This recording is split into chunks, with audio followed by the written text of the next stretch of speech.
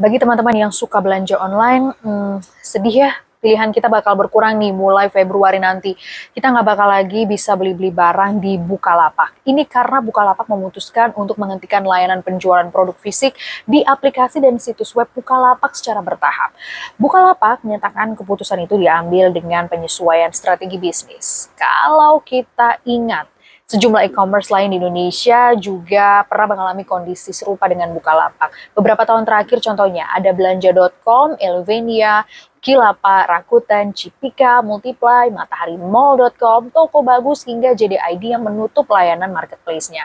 Sejauh ini pelaku e-commerce yang dominan di Indonesia ada dua, Shopee dan Tokopedia. Mereka berdua berada di peringkat 1 dan 2 sesuai dengan pantauan SimilarWeb di tahun 2024. Shopee mencatat 235,9 juta pengunjung dan Tokopedia mencatat 100,3 juta orang di awal tahun 2024 lalu.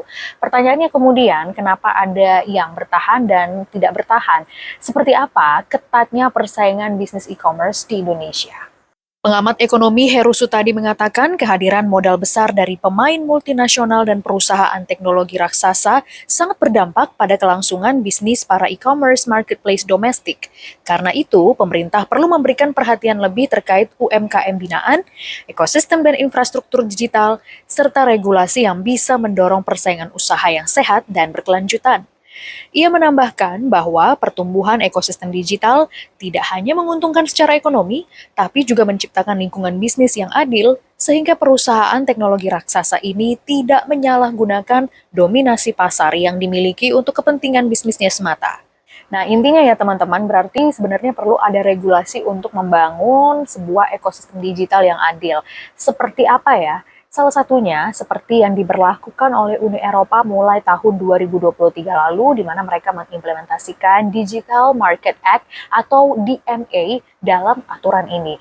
Perusahaan teknologi raksasa dengan platform digital yang menyelenggarakan platform layanan seperti mesin pencari, App Store, dan layanan pesan ini tentunya harus patuh pada DMA.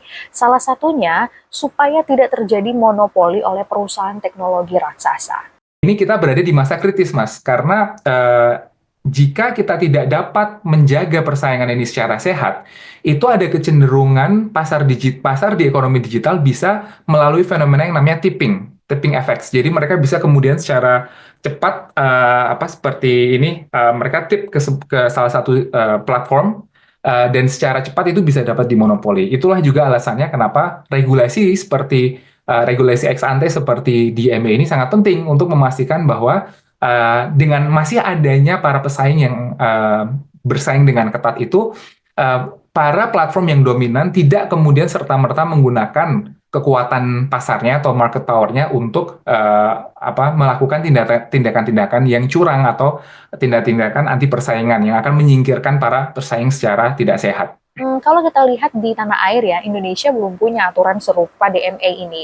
Namun ada kejadian yang cukup menjadi sorotan ketika pekan ini KPPU atau Komisi Pengawas Persaingan Usaha memvonis Google karena dinilai melakukan monopoli dalam penerapan Google Play Billing System.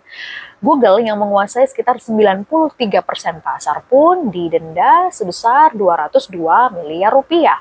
Google menyatakan banding atas tuntutan KPPU ini. Dan seharusnya kalau Indonesia juga menerapkan aturan seperti DMA, masyarakat atau konsumen sendiri nih yang akan diuntungkan ya. Yuk kita lihat apa-apa saja keuntungannya. Yang pertama, konsumen tentu saja bisa mendapatkan lebih banyak pilihan. Baik saya maupun Anda ya, kita punya banyak pilihan, misalnya mencari marketplace yang bersaing, memilih mesin pencari atau App Store sesuai dengan kebutuhan kita. Lalu keuntungan kedua, kepemilikan data pribadi bisa lebih terjamin karena kendali ada di tangan konsumen, di tangan saya, di tangan Anda, di tangan user, tentu saja dalam menggunakan layanan digital di platform yang berbeda-beda, baik tujuannya untuk profiling konsumen ataupun kegiatan pemasaran. Lalu yang ketiga, konsumen memiliki hak untuk memindahkan atau transfer data ke platform pilihannya sendiri, sehingga konsumen bisa menikmati mobilitas digital yang sesungguhnya karena memiliki kendali lebih baik atas rekam jejak digitalnya.